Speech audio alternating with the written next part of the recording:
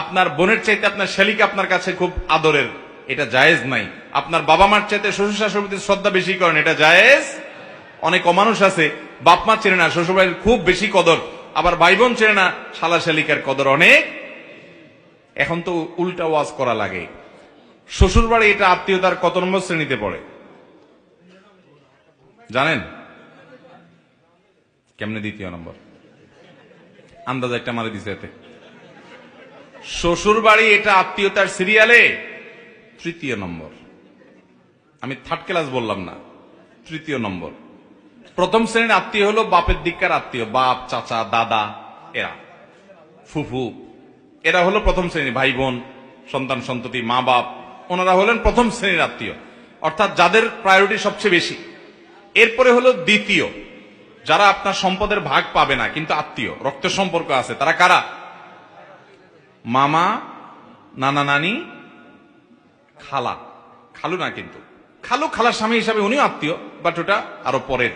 যেহেতু খালুর রক্ত আপনার শরীরে নাও থাকতে পারে, বরং আপনার শরীরে আপনার মামার রক্ত আছে, যেহেতু মায়ের রক্ত আছে, তবে একই রক্ত, তারা ভাই বোন। ওনারা হলেন এর পরের সিরিয়ালের।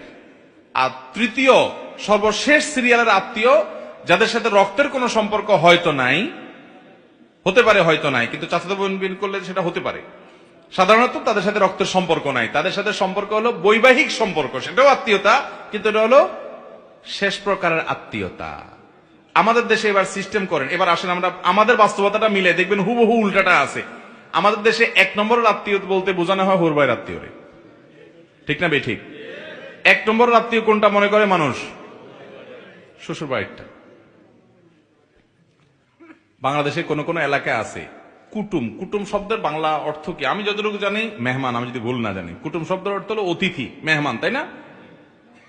কিন্তু অনেক এলাকা আছে শ্যালককে অর্থাৎ শালা যেটাকে বলে আপনারা, এই শ্যালককে বলে, শ্যালক বা সম্বন্ধীকে বলে কুটুম। অনেক এলাকা আছে, মানে আত্মীয়, মানে অতিথি মানেই হলো শালা শালিক, এছাড়া আবার অতিথি করতে হয়। তাহলে এক নম্বরের আত্মীয় বানায় রাখছি আমরা শ্বশুরবাড়ির লোকদেরকে। দুই নম্বরটা কোনটারে বানাইছি? মামুর বাড়িটা। আর তিন নম্বর থার্ড ক্লাস বানাইছি কোনটারে? নিজেরটা।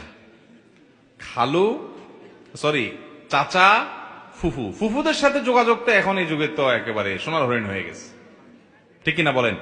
খোঁজ খবর পর্যন্ত। হ্যাঁ, আবার অনেক ফুফুরা অনেক ভাতিজাদের প্রতি অত্যাচার করে, চান্স পাইলে। অনেক চাচারা ভাতিজাদের প্রতি অত্যাচার, সেটা ভিন্ন বিষয়। সে অত্যাচার করলে সে পাপী, আল্লাহর কাছে অপরাধী, ভিন্ন বিষয়। বাট আপনার দায়িত্ব হলো চাচাকে আপনি বাবার মতো সম্মান